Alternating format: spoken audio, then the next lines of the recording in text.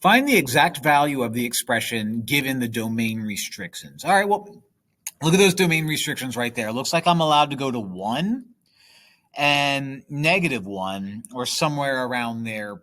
I don't know. Find the exact value of the expression. Well, the inverse sine of -1/2 is basically asking you what angle.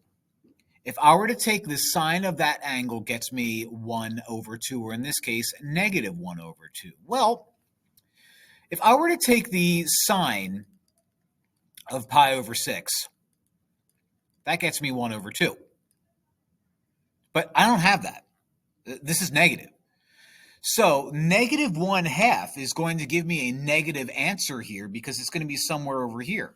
So simply put, negative pi/6 is going to be my guy, because if I were to take the sine of a negative number, you're basically asking, all right, well, I want the negative y value that gets me -1/2. So in this case, it's going to be negative pi/6. Now, normally, maybe we would write out pi/6 by adding 2 pi or something along those lines. But given the restrictions, I'm only allowed to keep it between -1 and 1.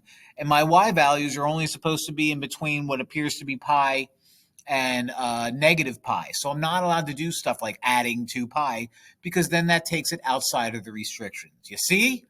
The end.